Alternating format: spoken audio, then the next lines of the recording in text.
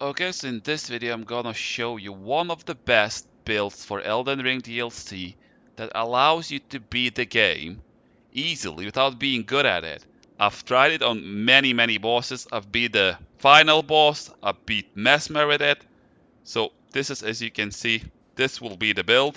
I'll explain you in a detail what it is and how it looks like, and then I'll add some boss fighting footage to show you like how it looks in action. So that's gonna be at the end of the video. So now, this is new game 5. That's why my level is so high. If it's your first, second, third playthrough, your level should probably be 150 to 200 if you're playing DLC, and that should be enough. So I'm using Mogwin Sacred Spear, and I'm hiding behind the shield. So what I do is this. I block and I poke. I block and I poke. And I also use Mimic to hit from the other side and do the same thing. So the Blasphemous Blade is... no, not here, not needed.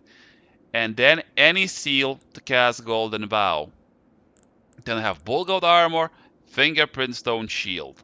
So these are the items that I needed. Then the talismans. These two are new talismans. Verdigris Disc increases your defense when you're on a heavy load. That's why I'm having heavy load. And as you can see, I have 80 endurance and I'm still on heavy load. That's insane, isn't it? But it's good for this build. Then you have Great Shield Talisman that boosts guarding ability. You have Two-Headed Turtle Talisman, new DLC talisman. Greatly increases stamina recovery speed, which is absolutely vital for this build. Then you have Dragon Crest Shield Talisman. Vastly boosts physical damage negation, which helps too when you do get hit, and it helps to keep Mimic alive for longer. Then we have a Flask, Opaline Heart Ear, boost all damage negation, and Green Quartz Crystal Tear, boost stamina recovery speed. Then I use Mimic with it. You can do without Mimic if you want. If you use Mimic, it's easier, so plus 10 Mimic. And then the points. What you want to do, this weapon has blood passive effect, bleed. So bleed scales with arcane. The more arcane you have, the higher the likelihood of you inflicting bleed. So as you can see, I went to up to 18, and then after 18 it's kind of decreased. So depending on what's your total level, you do want to invest some points into arcane. And you need at least minimum of 27 arcane to wield the weapon. And you need 48 minimum of strength. So these are two minimums to have this build work. Okay? So arcane is very important because it helps you to do way more damage. You're just gonna stick bleed after bleed, and that's much faster. Okay? Fate, I have 25 Fate because I'm using Golden Vow. You can try to do without it, but it helps, especially if you buff yourself and Mimic too. Then you don't need intelligence, but you need 14 dex to wield Mogwin Sacred Spear. You get it after beating Mog, so if you are in DLC, you already have this item, because you can't get into DLC without beating Mog.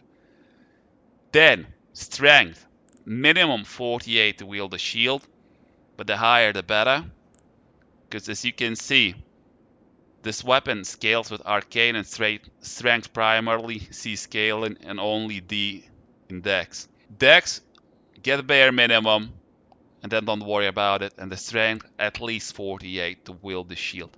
Endurance, you want to get endurance as high as you possibly can, because when you keep blocking the final boss like Radan, it's gonna drain a lot of stamina, like a lot of stamina, because he doesn't stop, he just keep attacking you. Okay, so you want high endurance. Mind, don't need mind. This is default 11. It's enough to cast Golden Vow, so you don't need any other mind.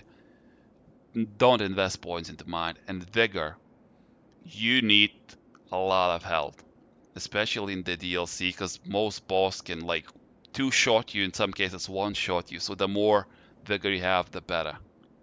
Okay? And the strategy is very simple, as I said. You hide behind the shield and just poke it. You don't have to be good at the game. You just press on PC.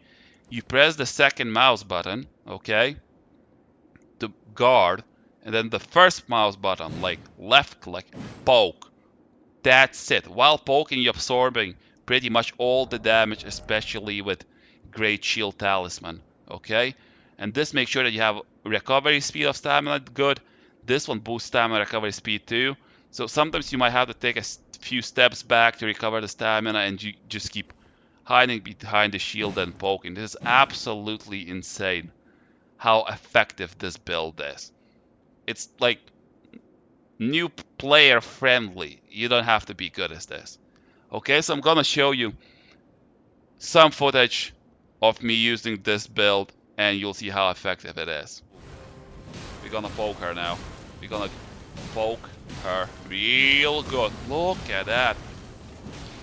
We're interrupting her real good. Ooh, absolutely broke the stance. Look at this. Okay, so phase 1 done. And if you have any questions, you can leave it in the comments.